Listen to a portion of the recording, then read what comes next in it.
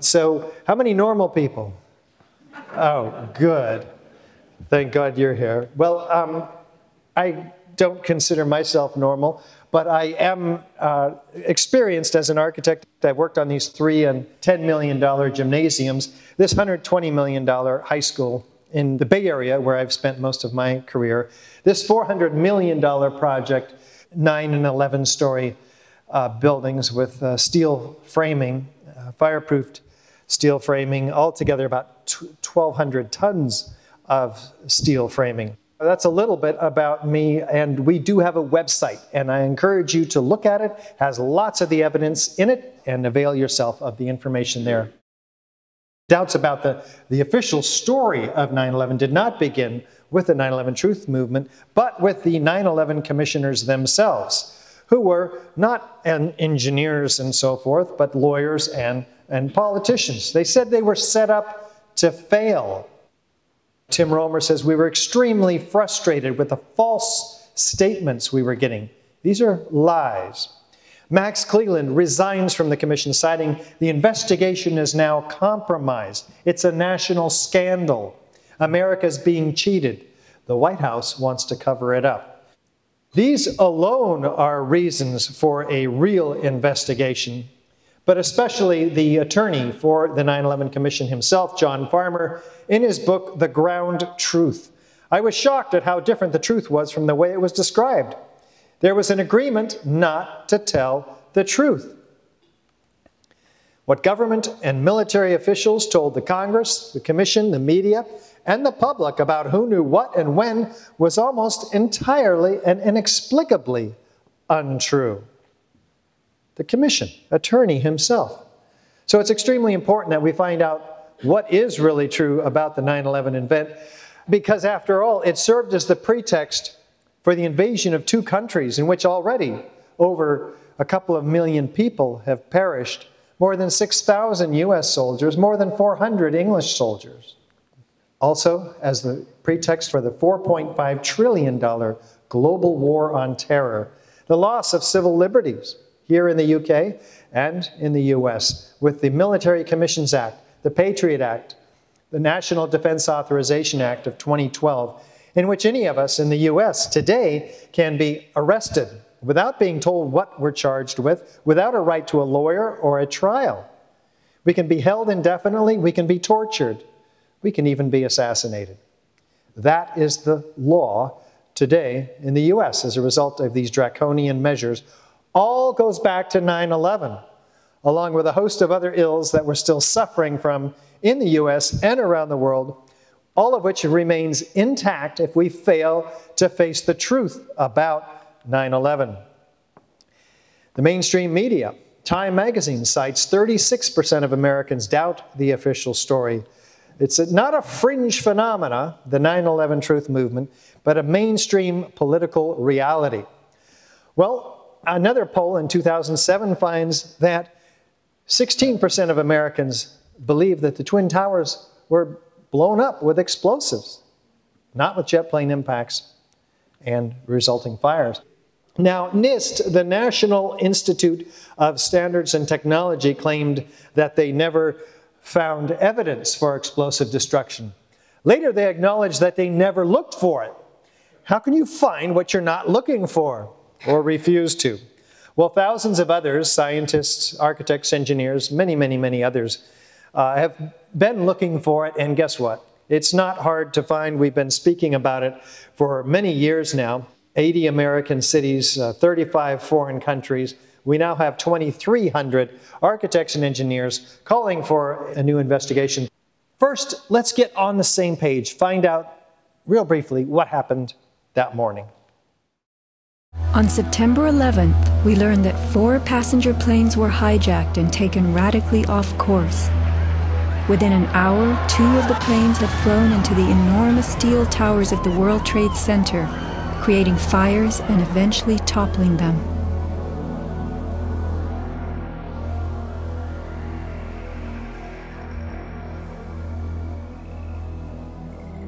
Dazed by the news, the American public soon believed the fires in the towers had burned so hot they caused the steel frames of the buildings to give way.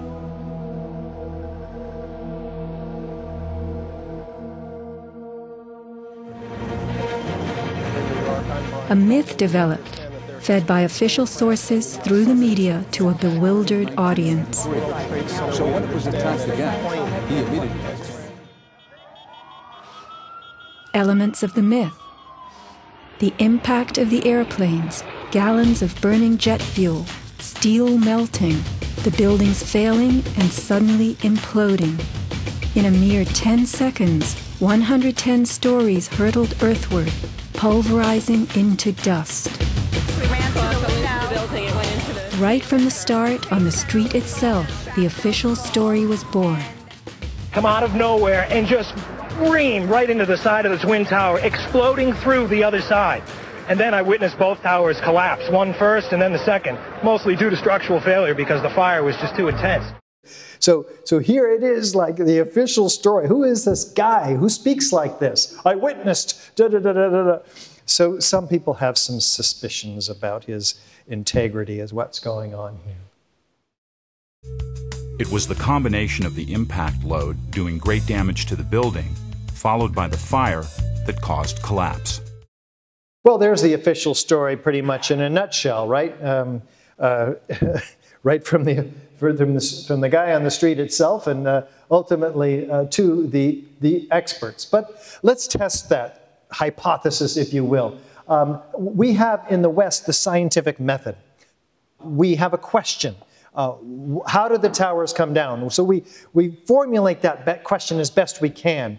We do background research and make observations. How have other towers come down? We construct a hypothesis, our best guess, as to how we think it came down. I think it came down by fire. No, I think it came down by controlled demolition. None of the hypotheses are rejected.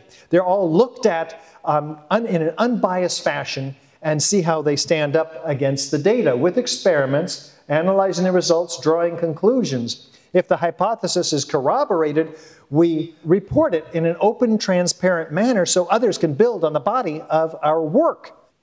We'll find out how NIST did with the use of the scientific method.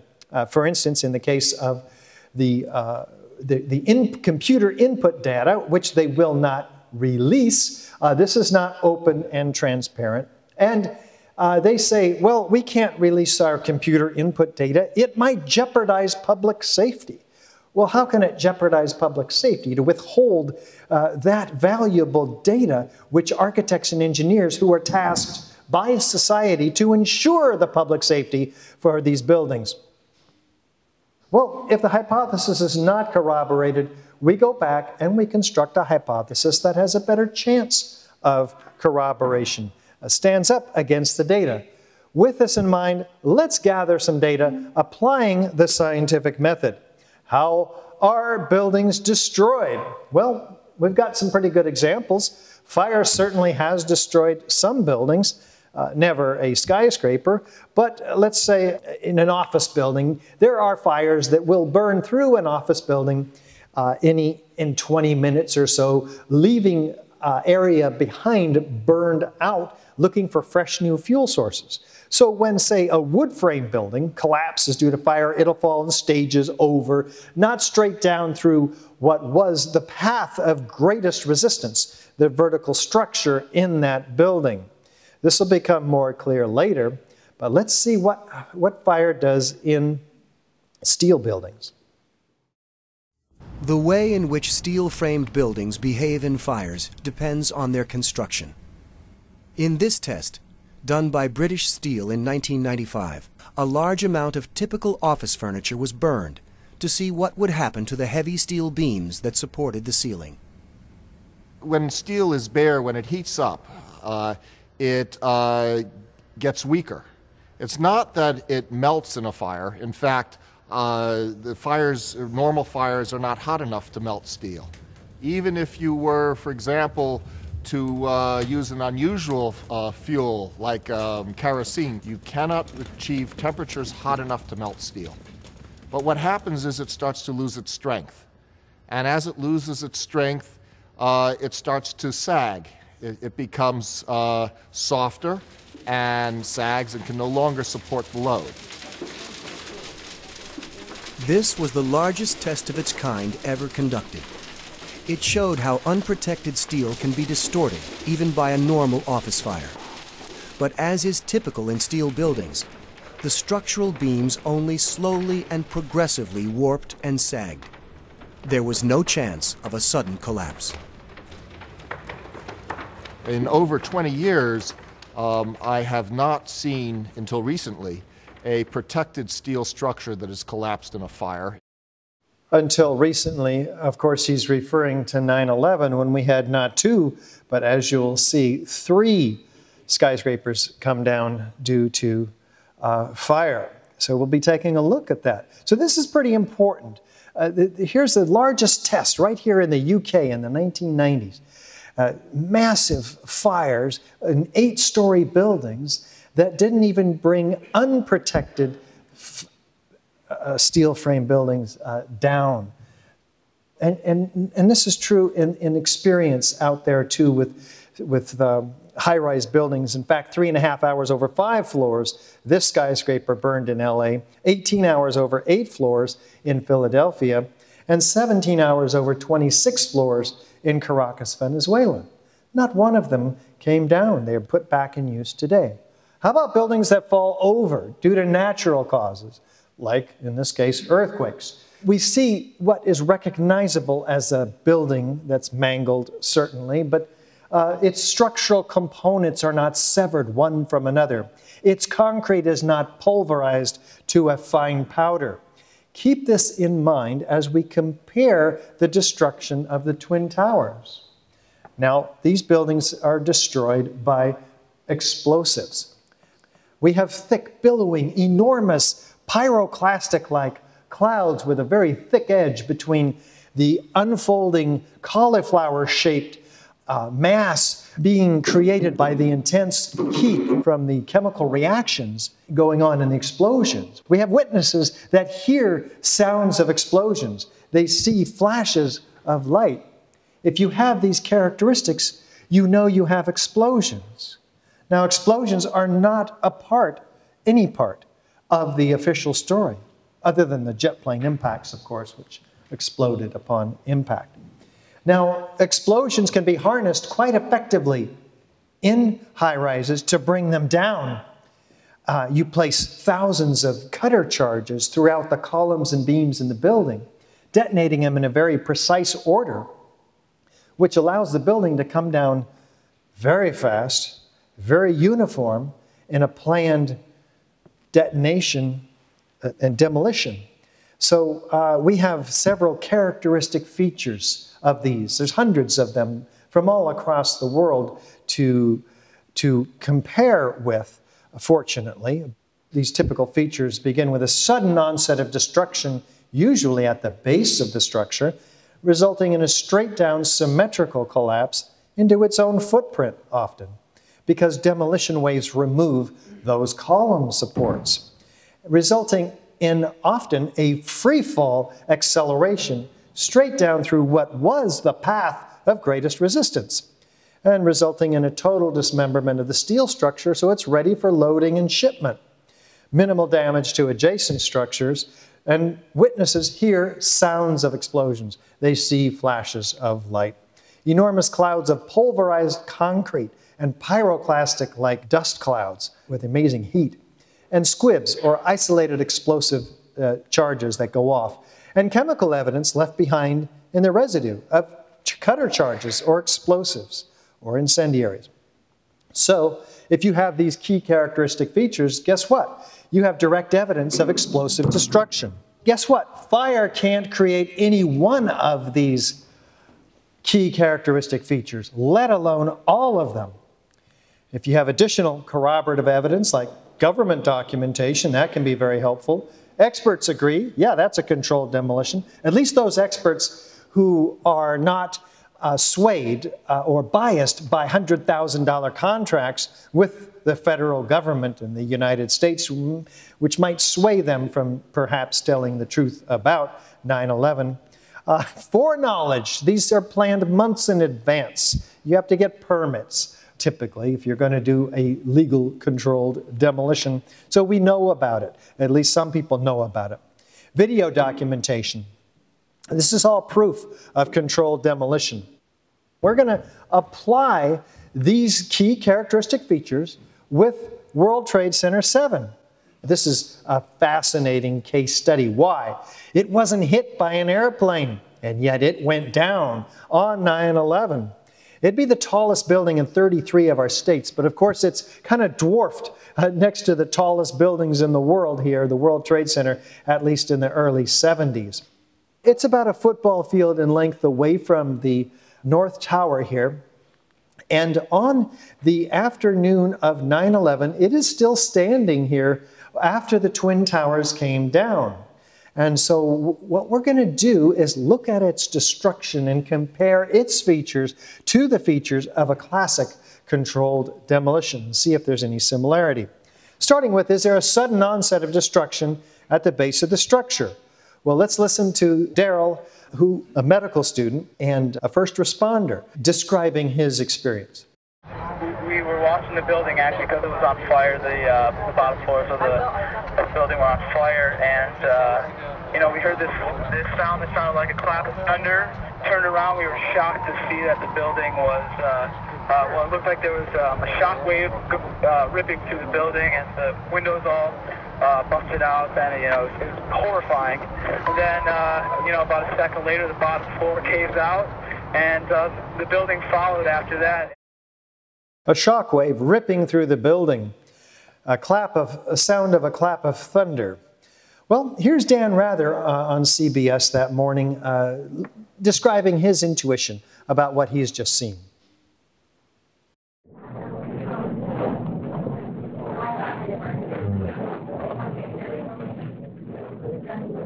It's amazing. Amazing, incredible, pick your word. For the third time today, it's reminiscent of those pictures we've all seen too much on television before, when a building was deliberately destroyed by well-placed dynamite to knock it down. Well, here's Dan using his intuition to describe what he's seen. We've all seen the old hotels in Las Vegas come down, but he's never said this again after on TV. In fact, we've never seen, with 3 exceptions, Building 7 come down on the mainstream media. Most architects and engineers know nothing about it, even though it is the 3rd worst structural failure in modern history. Well, let's take a look and see if there's a straight down symmetrical collapse into the building's footprint, here from West Street. Yeah, pretty straight down, pretty symmetrical. Looking again, we see the penthouse fall just a half a second prior to the overall building, indicating uniform core column damage right underneath that penthouse and screen wall. Well, interesting. I'm not quite convinced yet. Let's take a look. Building 7 on the left, a known controlled demolition on the right. Is there any similarity? Is there enough similarity to warrant an investigation into the possible use of explosives, especially since it looks exactly like one, especially since no fire has ever brought down a high-rise? And yet NIST, the National Institute of Standards and Technologies, tasked with explaining these 3 collapses, didn't even seriously examine the possibility of controlled demolition, going straight instead for these fires, which are the worst fires that we have photographic or video evidence of in this building. They use a computer model to try to prove their point. In fact, this computer model actually disproves their point. They're showing the failure of 400 structural steel framing members per second in this video, which is like firing a hose on a sand castle. There's no way a fire can produce this massive set of failures, and they stop the entire computer animation after 2 seconds because it begins to tip over. They won't show us what happened. It doesn't even look like what would have happened. There would be massive bulging at the base of the tower, like you see in their computer model, but we don't see in the video. Massive perimeter deformation, which would have broken granite panels, huge masses of windows, which we don't see in the video at all. How do we bring a building straight down into its own footprint? Well, what you have to do is take out all those core columns a half a second earlier so that you create a hole that'll pull in the exterior walls, and then all the perimeter columns have to be taken out. Otherwise, if there's any deviation in that, the building will tip over. This is a fine art that only a handful of companies around the world are even capable of performing, and a precision which fire doesn't have. How fast is the building coming down? We can measure the downward acceleration of Building 7 by video frame analysis. I used a magnifying glass to place markers on the corner of the building on each frame. From this we can get a data table and various graphs. The slope of this graph indicates acceleration, which is shown here to be about minus 10.279 plus or minus 0.6. Free fall in a vacuum is minus 9.8 in these units. That falls within the margin of error of this measurement. In other words, the rate of fall of Building 7 in the first few seconds is indistinguishable from free fall in a vacuum. Now, free fall, what are we talking about here? I'm going to drop this object. 3, 2, 1. That is free fall. Why? There's no resistance underneath the object, so it can fall freely. There's 40,000 tons of structural steel in this building, keeping it from going anywhere. It's 5 times stronger than it needed to be. So where did it go? NIST acknowledges this after being publicly embarrassed by David Chandler, a member of AE 9/11 Truth. They acknowledge that it came down in free fall. They do not acknowledge the implications of that free fall. What are the implications of that? That those columns all had to be removed at once, which can only be done by explosives or incendiaries. Indeed, it's gaining faster and faster momentum with every second. It's as if 8 stories of this building were removed all at once, because that's the distance that the building fell at free fall, which is about a third of its 7-second fall. This results also in the total dismemberment of the structure like a house of cards.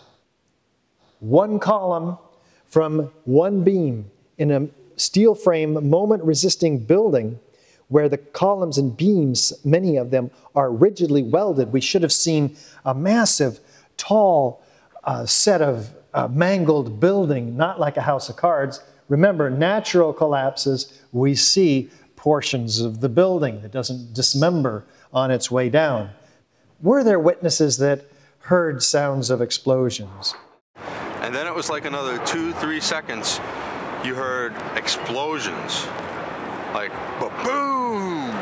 It's like a distinct sound. It's not like when in compression, like boom, boom, boom, boom, boom, like floors that were dropping and collapsing. This was boom, and like you felt a rumble in the ground, like almost like you wanted to grab onto something. That, to me, I knew that was an explosion. There was no doubt in my mind.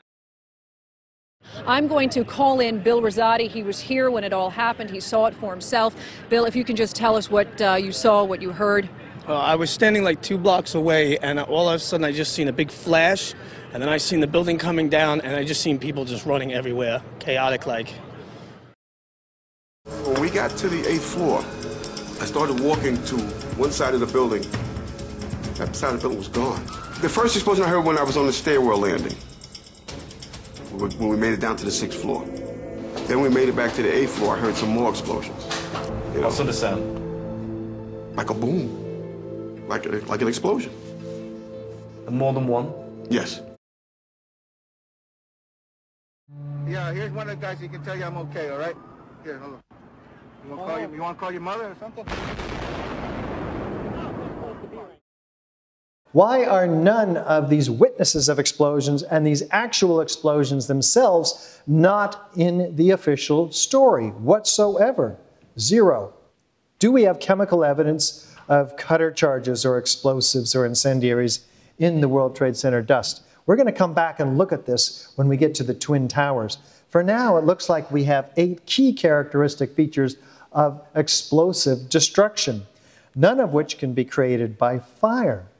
Interesting. Fires like these in World Trade Center Building 5, fully engulfed in fire. If any of these World Trade Center buildings were going to come down due to fire, would we not expect it to be this one? Did it? No.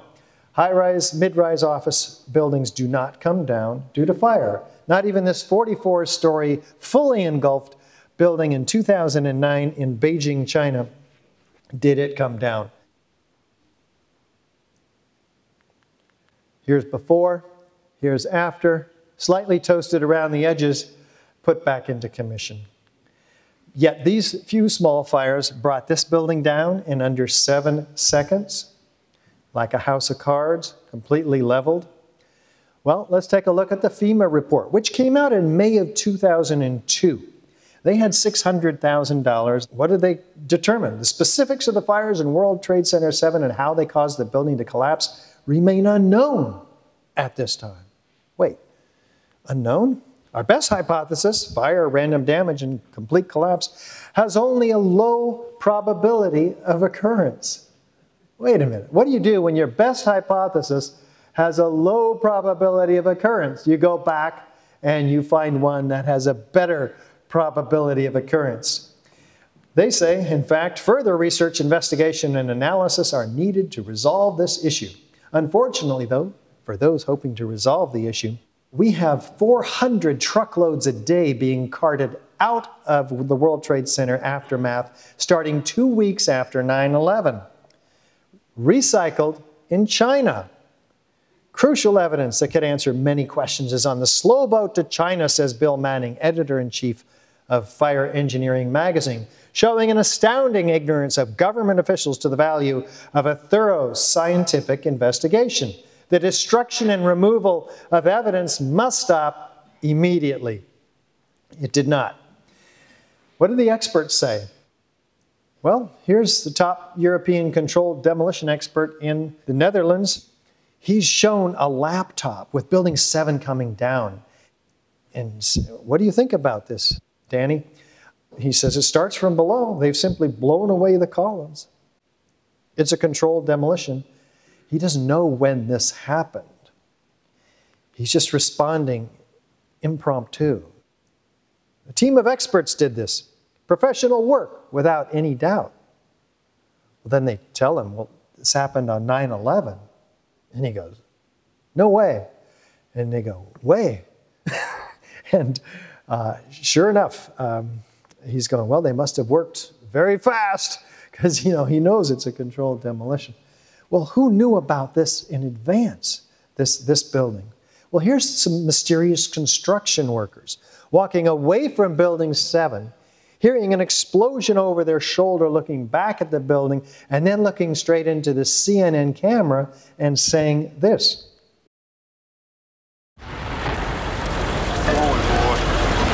Keep your eye on that building, it'll be coming down. The building is about to blow up. Move it back. All right, guys? Sorry. We are looking back. There's a building about to blow up.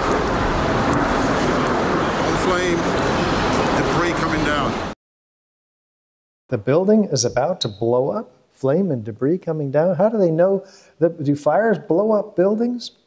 Well, here's Kevin McPadden. We heard earlier his experiences of hearing and experiencing explosions in this building. But he's held back about 6 blocks away from the building with others, and he's listening to a radio held in the hand of a Red Cross worker. At the last few seconds, he took his hand off, and you heard 3, 2, 1. Do fires bring buildings down to countdowns? What's going on here?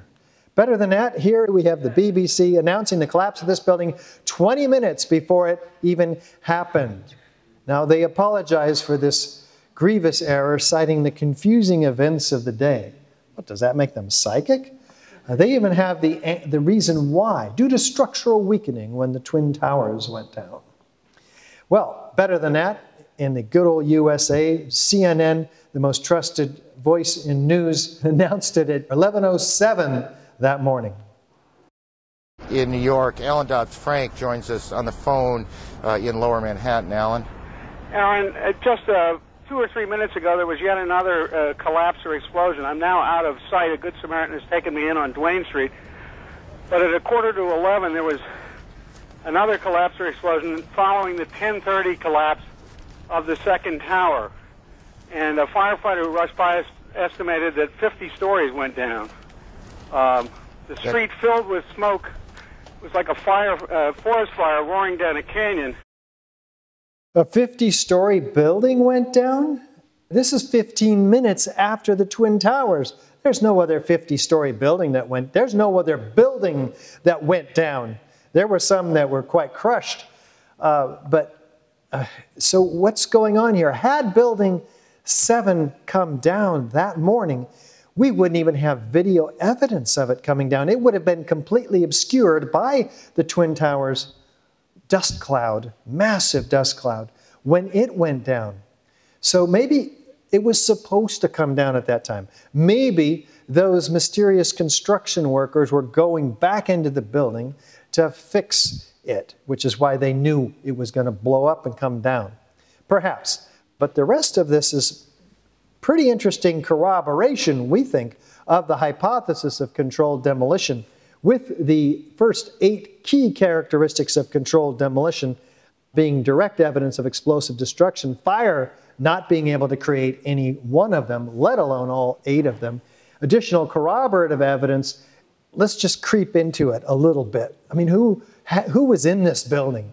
The CIA, the Secret Service, the IRS, the Department of Defense, Giuliani's Office of Emergency Management, designed to manage the city in the event of a hurricane or a war or something. The Securities and Exchange Commission, which lost thousands of files related to hundreds of cases that it was actively pursuing against Wall Street companies like Enron and WorldCom. Is it reasonable to assume that Al-Qaeda had access to plant these explosives in this, probably one of the most highly secure buildings outside the Twin Towers and the Pentagon? So why would our government lie to us? Why would the media not show us Building 7's destruction? The implications are staggering. This is a part of 9/11. If there's this much question and doubt about Building 7, then that doubt casts a shadow across all the events of 9/11, which must be looked at and investigated. And we're going to do that in a moment. Aside from aesthetic issues, you'll note that before, in skyscraper design, we had a forest of columns every 20 or 30 feet through the building. And so what happened with the Twin Towers, it's revolutionary. They had an exoskeleton around the outside with these erector set, like prefabricated, welded components that were then placed and bolted together such that every 3 feet 9 inches around the building, there's a 14-inch square steel tube column. And then inside, almost solid steel at the base, are these 47 massive core columns. And then between the core and the perimeter was laid these lightweight steel trusses with the concrete, 4-inch concrete on these lightweight steel trusses and 8-inch concrete on the mechanical floors. This is the area which NIST starts looking for vulnerabilities due to the fire to place blame with their office fire scenario.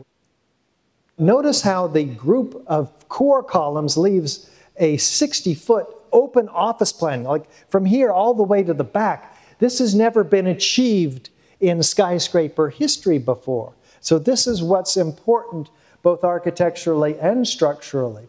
Of course, these towers were only half full by many researchers' analysis at the time of 9/11. Why?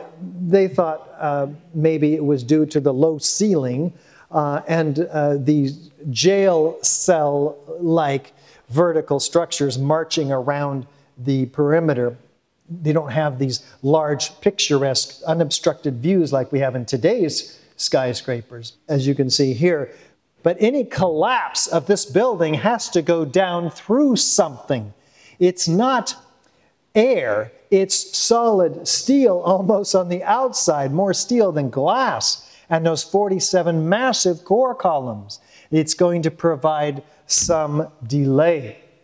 As you can see, it's 100,000 tons of structural steel, a massive heat sink that would conduct heat away from its source, as NIST claims 1,800 degrees Fahrenheit, 900 or so Celsius. This is the reason why skyscrapers have never collapsed. The massive ability of steel to conduct that heat away from its source, even in untreated steel, as we'll see. Okay, well, we have in the North Tower, it's hit at 8:46 in the morning by the plane. It was over an hour later that it came down. People say, oh, large explosion of jet fuel, the buildings couldn't handle it. Well, NIST acknowledges that in the case of the South Tower, 30 stories down, it's hit. It was just under an hour. Even NIST is saying that the jet fuel burned up mostly outside the building, and the rest of it burned up in 10 minutes. So jet fuel only started normal office fires. And of course, there were some damaged columns from the planes. So this is really important to realize. Now, what do they say those normal office fires did? They caused the weakening of the trusses that are spanning across that long 60-foot distance to sag. Well, weakened trusses might sag, but they would not pull in the perimeter. These massive 14-inch box columns every 3 feet 9 inches around. There's not enough lateral force to do that. So what does NIST do? They impose an artificial 5,000-pound force on every column all the way around the building, forcing it in their computer model to fail. This is fraud. There's no other word for it. Now, so that's their initiation of collapse scenario. And what we're going to do is set that aside, because for our purposes tonight, it's unimportant, as is the NIST report itself, which, by the way, a $20 million effort over 3 years and 10,000 pages. Their task was to determine how and why World Trade Center 1 and 2 and 7 collapsed. But they didn't do that. They went right up to the initiation of collapse. They did not do any analysis after collapse initiation. You know, it's not rocket science to figure out how much resistance the building below the collapse has to resist that driving mass, collapsing mass up above. They just say it's inevitable. Collapse was inevitable. Well, that's not good enough. This is bad science here, only going to the initiation of collapse. In fact, they say it came down in essentially free fall because the building below was unable to resist the moving mass. Okay, not good enough. And it says final report on the collapse of the World Trade Center. There's no report on the collapse. There's no initiation. There's no analysis of that collapse. Well, this is bad science. But what we're going to do is set all that aside, and we're going to look at the evidence for controlled demolition. Is there a sudden onset of destruction? Where? Not at the base of the structure, like World Trade Center 7, but at the point of jet plane impacts. This is a magic show we are being invited to here on the morning of 9/11. It's an illusion. We're being asked to focus on the jet planes, the large explosion of jet fuel. Meanwhile, something else is happening. What? Explosions, for which we are looking for witnesses who hear sounds of explosions, who see flashes of light, like we see in the oral histories commissioned by the fire commissioner himself, Thomas von Eschen, who recorded 500 of his first responders in October, the month after 9/11, to preserve those accounts before they became reshaped by a collective memory. Good work, but we didn't know about it until August of 2005 because the city of New York was keeping this information secret. Finally, the New York Court State of Appeals forced them to release it. And what did we learn? that 118 of these 500 firefighters were witnesses of explosions and flashes of light. Shook my bones. Shortly before the first tower came down, I remember feeling the ground shaking. I heard a terrible noise, and then debris just started flying everywhere. One floor under another. Figured it was a bomb because it looked like a deliberate, synchronized kind of thing. Well, what are they talking about? Here's the North Tower on the right, a known controlled demolition on the left. What do we see? Is there any similarity? Is there enough similarity just in the behavior of the building, given the bands of explosions that we see in the normal controlled demolition? But is there enough similarity to warrant an investigation into the possible use of explosives? Especially since it looks like one. Fire hasn't brought down any skyscraper before this, ever. Seemed like on television when they blow up these buildings, seemed like it was going all the way around like a belt, all these explosions. Somewhere around the middle of the World Trade Center, there was this orange and red flash coming out. Initially just one flash, and the flash just kept popping all the way around the building, and the building had started to explode. Well, here's the South Tower. What are we looking at here? Is there any similarity to a known controlled demolition on the left side? Enough similarity to warrant an investigation into the possible use of explosives? I thought the terrorists planted explosives somewhere in the building. That's how loud it was, a crackling explosive. As we were getting our gear on and making our way to the stairway, there was a heavy-duty explosion. The whole building just collapsed on us inside the lobby. Was that a secondary explosion? Yes, it was. That was the planet probably? Yeah, definitely secondary explosion. I heard a second explosion and another rumble. An hour later than that, we had that big explosion from much, much lower. It just went ba-boom, it was like a bomb went off. And another explosion came right from it, just everyone flying. There were numerous secondary explosions taking place in that building. There were continuous explosions. No, the first explosion, and there was a second explosion in the same building. There were two explosions. Okay. Federal agencies that were down there do believe that there was some sort of explosive device somewhere else besides the planes hitting. There was another explosion that took place in one of the towers here.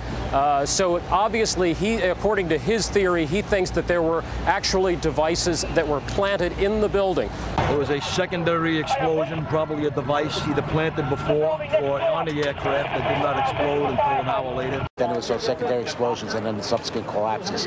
That the FBI most likely thinks that there was a car or truck packed with explosives underneath the buildings, which also exploded at the same time and brought both of them down. Now that's the first time we're hearing that. So two planes and explosives that were in the building, is that correct? That is the working theory at this point. That is a huge explosion now raining debris on all of us. It sounded like gunfire, you know, bang, bang, bang, bang, bang, and then all of a sudden 3 big explosions. About 50 consecutive bangs, and it fell down like a waterfall. And we heard the noise associated with an implosion.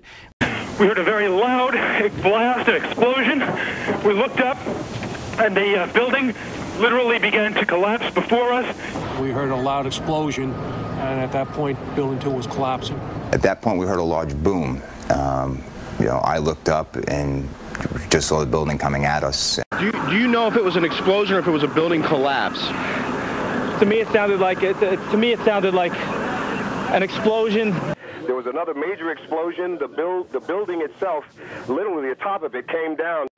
All of a sudden you hear explosion, and you could see the building starting to collapse. Huge explosion that we all heard and felt. We understand now there has been a secondary explosion on Tower 2. According to the Associated Press, another building that has either been attacked or exploded. The tower, rather, that has collapsed, though we are told, collapsed because of a third explosion. And about an hour later after that, there was a huge explosion at the base of the South Tower. That's One World Trade Center, and part of the building collapsed. We could hear a rumble, which was about 5 seconds long, preceding the actual collapse, and then a boom when each of those towers collapsed. Just seconds ago, there was a huge explosion, and it appears right now the Second World Trade Tower has just collapsed. I was about 5 blocks away when I heard explosions. And then you heard from far away, boom, boom. And you heard the boom, boom, boom, boom, boom, boom. floor by floor instead of popping out. It was if they had detonated. Yeah, as if they were planned to take down a building. Boom, boom, boom, boom, boom, boom, boom. From the corner, boom, boom, boom, boom, boom, boom, boom, boom, boom. Just like 20 straight hits.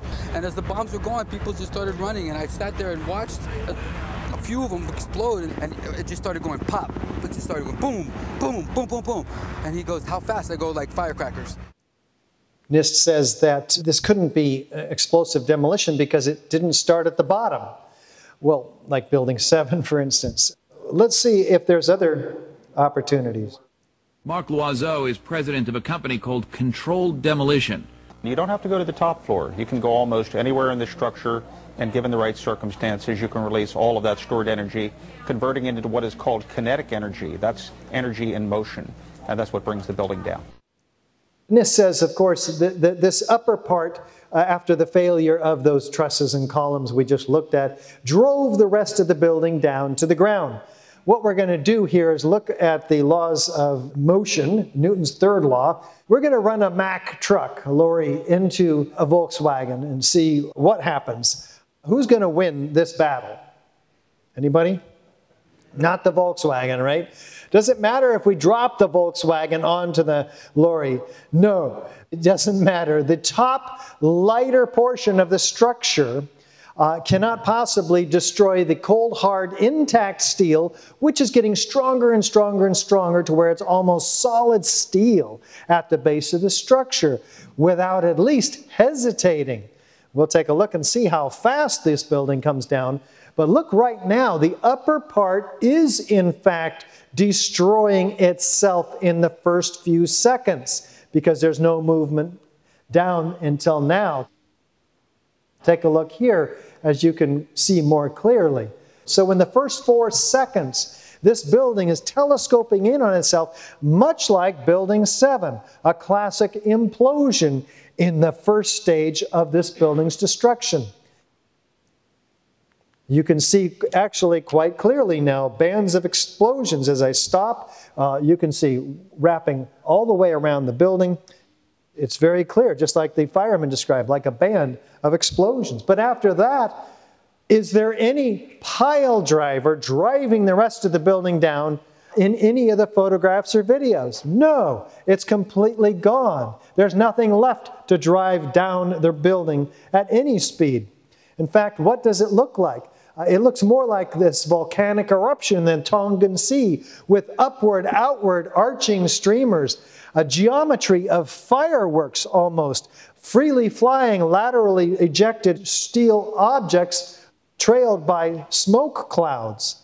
Something else is going on here besides a gravitational collapse, which you can see in the bottom with a very violent series of ejections underneath the zone of destruction and traveling almost as fast as the freely flying objects next to it, a rapidly advancing series of what can only be explosions. Does it even look like a gravitational collapse?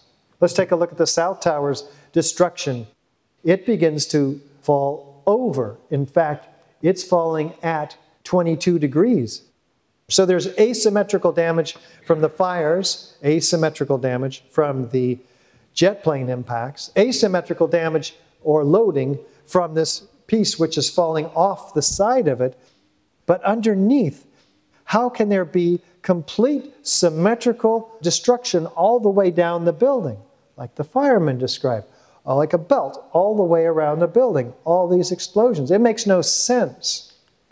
And from below, you can see them in this view as well as we slow it down. What are you seeing? Are you seeing a collapse? Well, the collapse is supposed to be up here. What's advancing down the corner of this building here? Resulting in the complete shattering of this structure from top to bottom. Almost every structural steel element from another has been severed. And what we see in the aftermath is deeply reddened and oxidized ends of steel beams, concave on one side, convex on the other, indicating a side concussive blast, perhaps designed to break the welds on these core columns, and massive heat responsible for the noodling, if you will, of these beams. We'll be looking at that in a moment. Is there a straight down symmetrical collapse? Well, yeah, pretty straight down and pretty symmetrical. In fact, all the way around each of the towers, symmetrically displayed outside the footprint is these structural steel sections. Compare that massive destruction of the Twin Towers to the implosion, classic implosion of Building 7. Very, very different form of destruction. They're squibs, or isolated explosive ejections. We can see all the way down each of these buildings, 20, 40, even 60 stories down below, these isolated explosive ejections that are occurring at 160 to 200 feet per second. These are propelled by explosives at these speeds. NIST says, oh, this must be air, but it's not air. These are pulverized solids. You can see the solids coming out of the building.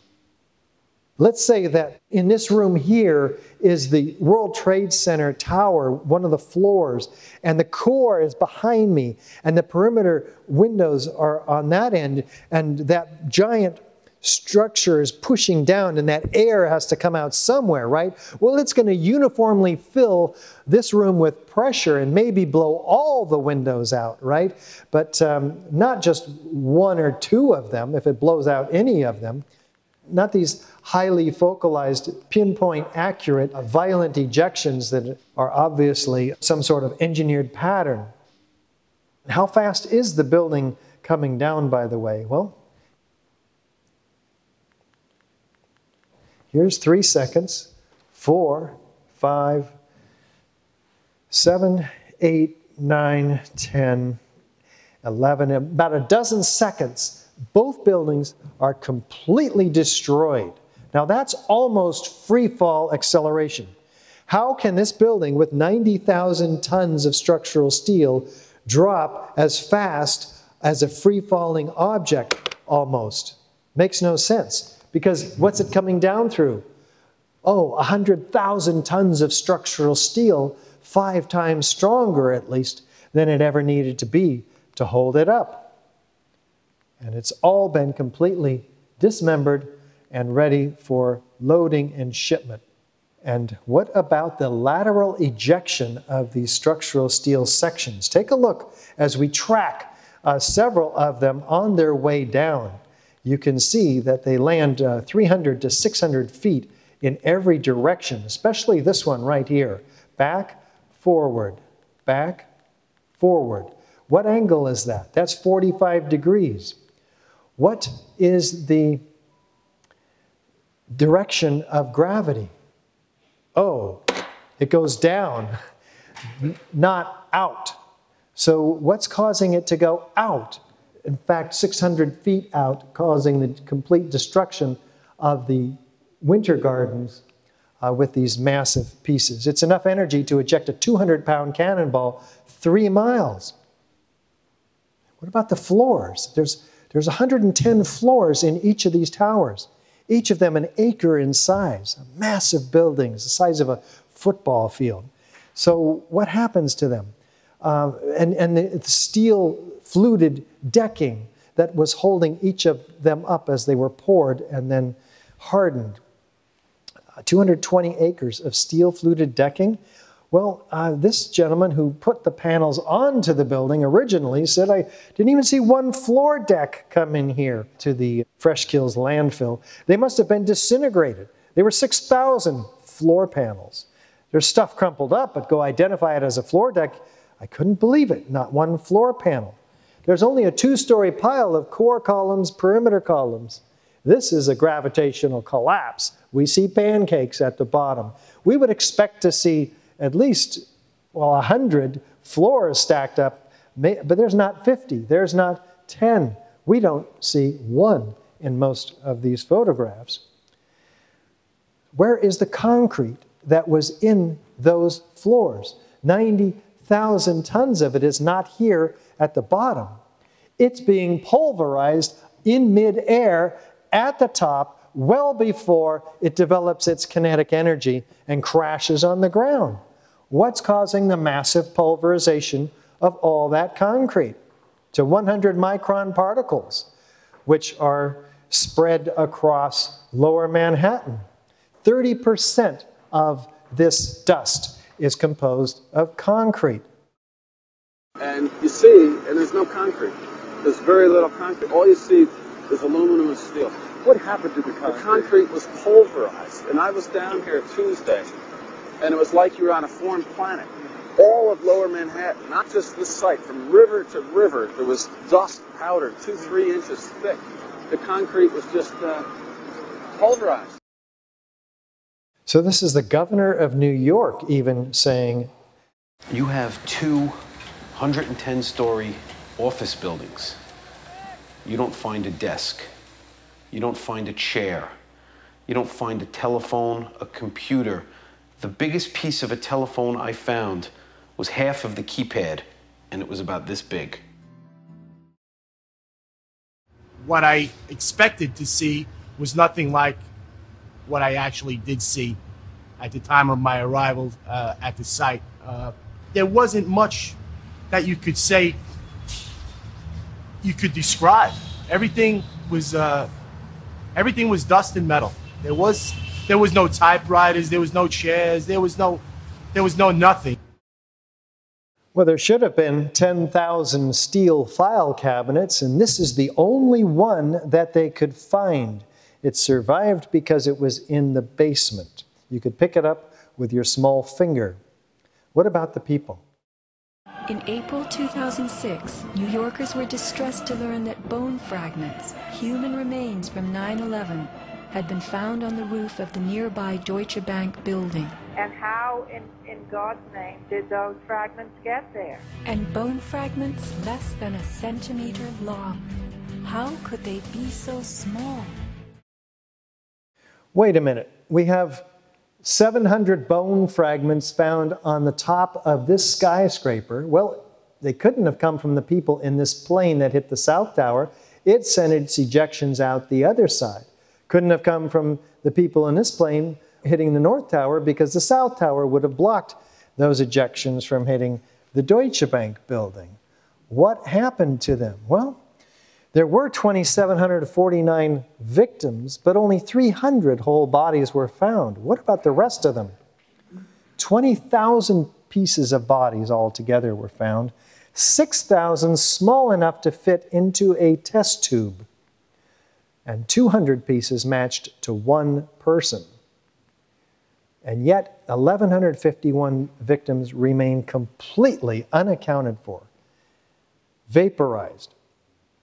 Wouldn't we expect those people to not be spread over well outside the boundaries of ground zero in these small pieces, but stacked up in some mangled fashion between floors in a gravitational or pancaking collapse?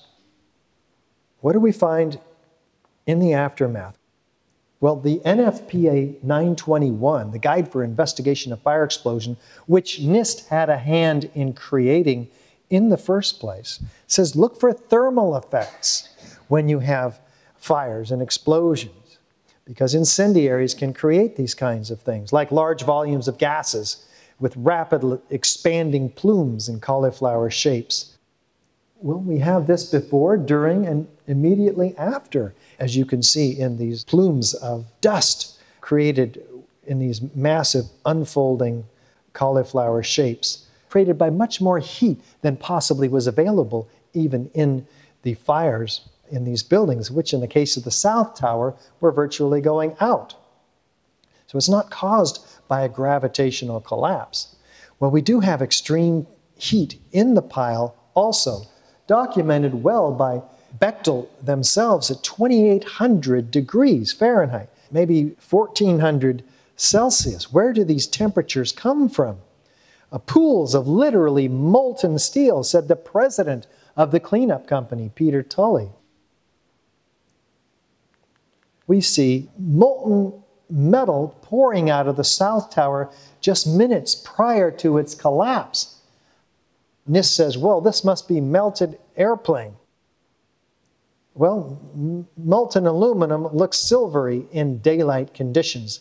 It doesn't glow bright yellow, bright orange like we see in the towers. The end of the beam dripping from molten steel.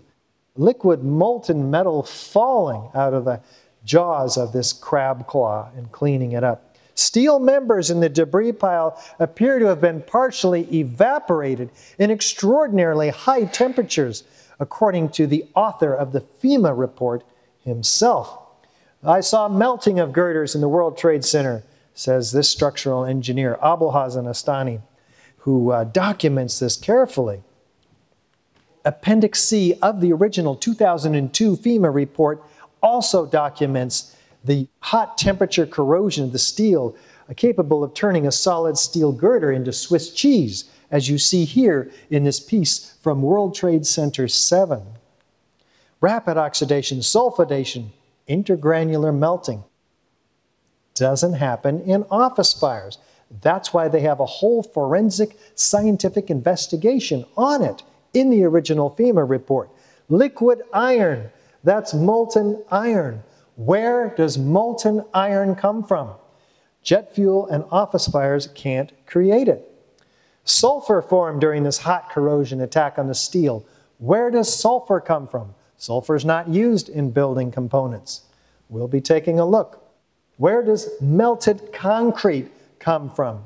Like this, which flowed like lava around this police gun in Building 6, which is now in the Police Museum in New York, achieving temperatures exceeding 3,000 degrees Fahrenheit, 1,500 Celsius. Yet this gentleman from NIST, John Gross, the co-project leader of the NIST report, denies all of this. First of all, let's go back to your basic premise that there was a pool of molten steel. I know of absolutely nobody, and no eyewitness who said so, nobody who's produced it. You'd get down below and you'd see molten steel running down the channel rails. Like you're in a foundry. Yeah, like lava. Like lava from a volcano. There was molten steel that was being dug out. Underground, it was still so hot that molten metal dripped down the sides of a wall. And the cleanup was very difficult. The steel was coming out red in certain areas from the first couple of weeks at least. This fused element of steel, molten steel. We were down at the B1 level, and one of the firefighters said, I think you'd be interested in this, and they pulled off a big block of concrete, and there was like a little river of steel flowing. A little river of steel flowing. This is Leslie Robertson, World Trade Center structural engineer himself. And yet, this gentleman who denies that, NIST, which he led the investigation of, took the entire Appendix C investigation of the steel out of the final report when they took it over from FEMA. Yet his shadow is all over the evidence. So we certainly want an investigation of him and NIST themselves. Supporters of the official story say the fires could be maybe 650 degrees. Well, structural steel doesn't melt until 1,500 degrees. What can create these temperatures? We'll be looking at thermite, a possible cause of this destruction. Is there evidence of thermite? And what is thermite anyway? An incendiary used by the military, thermite is a compound of iron oxide and aluminum, which when ignited sustains an extreme heat reaction, creating molten iron. In just 2 seconds, thermite can reach temperatures over 4,500 degrees Fahrenheit, quite enough to liquefy steel. We know that open-air fires cannot burn hot enough to melt steel, but metal had melted at the base of the towers. Appendix C of the FEMA report describes sulfur residues on the World Trade Center steel. The New York Times called this the deepest mystery of all.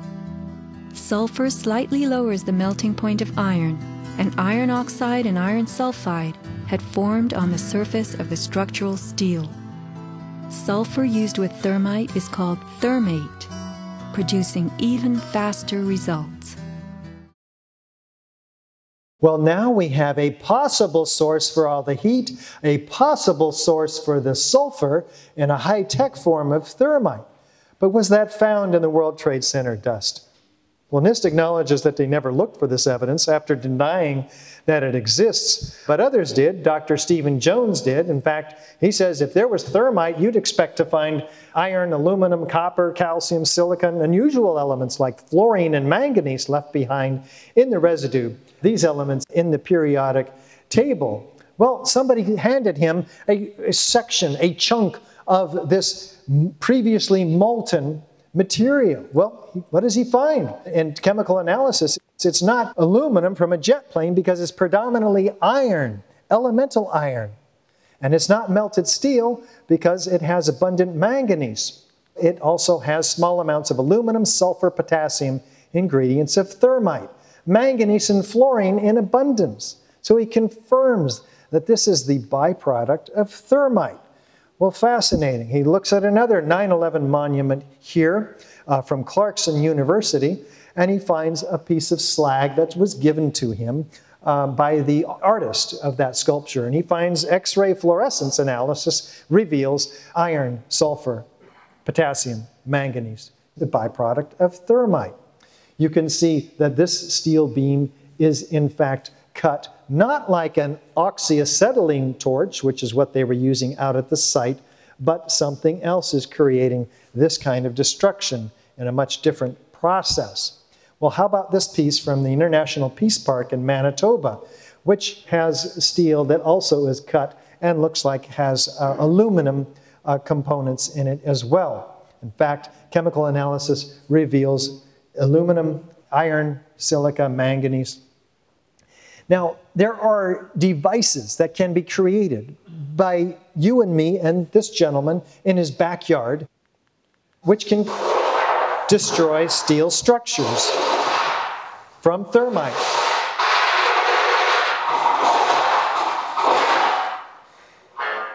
So he created, in his own backyard, cutter charges out of thermite. Fascinating. Well, there are more sophisticated devices he could have used.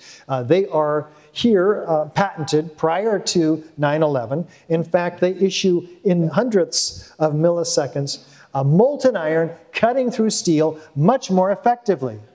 Well, why wouldn't they just use high energy explosives like C4 and RDX, which is what they use in controlled demolitions? Well, those provide loud bangs, bright flashes. In a deceptive controlled demolition, one may not want to do that, have a lower audio signature. Yes, explosions were heard. Perhaps there were high energy explosives as well in the Twin Towers, but perhaps not in Building 7, which didn't have a very explosive destruction. There are devices also whose casings themselves are made of consolidated thermite. So perhaps that was used. The only thing that would be left behind in the rubble would be molten iron, for which we saw abundant evidence. And 1,3-diphenyl propane, which sol gels would have left, if a very high-tech form of thermite. Well, interestingly enough, the EPA finds one molecule present at levels that dwarfed all others, 1,3-diphenyl propane. We've never observed it in any other sampling we've ever done, says Eric Schwartz of the EPA. Well, what else was found in all this World Trade Center dust? Officials like R.J. Lee, an environmental firm doing toxicological studies on the dust, they find billions of these iron microspheres, previously molten iron microspheres, like these that the USGS also finds in all of their samplings. In fact, there's so many of them, they say it's a signature component. It's not even World Trade Center dust unless it has all of these spheres in it, which Dr. Stephen Jones also found independently in his own studies. Elemental iron microspheres. Where do they come from? Well, let's take a look at what thermite does when it's ignited.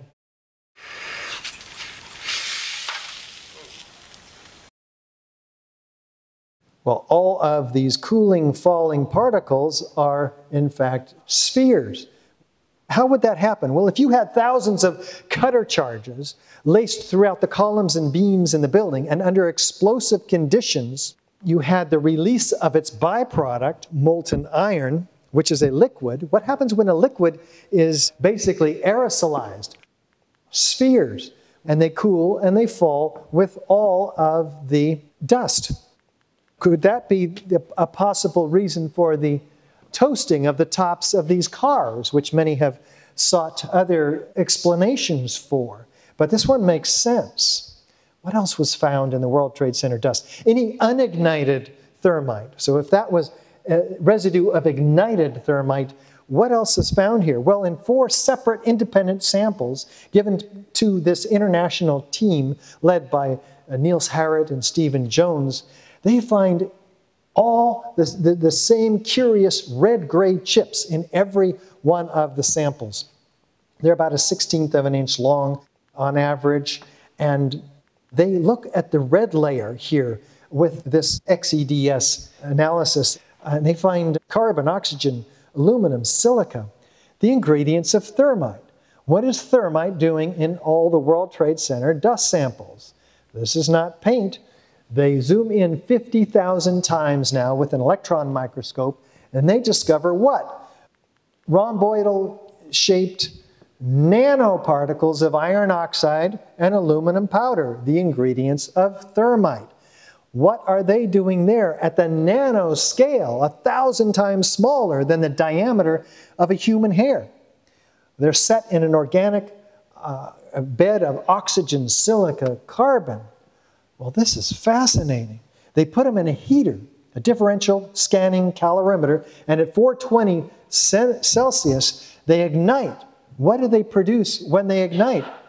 They produce spheres, the same spheres, iron spheres, molten iron spheres that were found in the World Trade Center dust. So we know where those spheres came from. In fact, this is a self-corroborating, internally consistent body of evidence that in a court of law would put a lot of people away if we can find them for mass treason. As if we didn't know where those spheres came from because they're found attached to the partially ignited chips. Well, this is called superthermite. It's been documented by Lawrence Livermore Lab. When you get particles that small, the chemical reaction, because of the massive surface area, is virtually instantaneous. So you've created an explosive out of an incendiary. It's not made in a cave in Afghanistan. It's a very sophisticated formula made only in the most advanced defense contracting laboratories. So this paper is documented in a 25-page peer-reviewed paper. You can Google it, Active Thermitic Materials, the World Trade Center dust. It stands uncontested, unchallenged by any other peer-reviewed paper. That's the way you challenge somebody's invalid science, by putting up science of your own. So we think the hypothesis of explosive demolition is corroborated. And we're going to ask you at this point, do you believe that there's the 10 key characteristic features, classical and very unorthodox characteristics in the case of thermite used in demolitions? Is that direct evidence of explosive destruction to you? Can fire create any one of those? Is there additional corroborating evidence that we've shown that to you points to proof of controlled demolition? We've seen that explosives and incendiaries were most likely used to bring down these skyscrapers. Of course, it takes months of advanced planning and engineering to place these explosives. Who had the means, the motive, the opportunity to engage in this crime? Who benefited? These are the classic questions, of course, that criminal investigators and journalists should be asking, but are not. Who had access to these highly secure buildings to plant these explosives? Who had access to this extremely sophisticated material? Well, the architects and engineers for 9/11 Truth don't speculate about these issues. We don't have conspiracy theories for you tonight. The evidence you've seen is just a small fraction of the vast body of information available on the 9/11 topic that must be answered. And this is just the beginning, therefore, of an admittedly a disturbing but essential opportunity for you to go back into and uncover the rest of this mystery. And we're asking you to take some action, demand a new investigation, write your elected representatives, the mass media, stand up and be counted as a petition signer on our website. Volunteer with AE 9/11 Truth. Support us by being here locally in the UK, a local 9/11 Truth contact. Start or join an action group where you can do things and meet once a month. We need your help now, too. You can become a member for as little as £2 to £10 per month. You can be of great help to AE 9/11 Truth. You can sign up on our website for membership. Whatever you do, follow your conscience and act. Because if we allow the truth about 9/11 to be swept under the rug of history, we'll have more false flag attacks on Americans, more wars around the world, with millions more killed, more economic manipulation with worsening financial crises, and of course, more loss of our own civil liberties as they trade in our freedom for security. We become a lot less safe. Whereas the truth about 9/11 illuminates these lies and gives us the rectification of each of these disasters. So we see 9/11 in a whole new light as a means of exposing massive corruption to its heights. More importantly, though, as a way of recovering from its ills. The path to healing is through truth. So it's not too late for yourself. Where do you draw your line in the sand? Do you wait for the next 9/11? Predicted by members of the Congress and the media to be far worse than the last? No, the time comes to speak the truth. Because a time comes when silence is betrayal. Thank you so very much for your kind attention today. Thank you.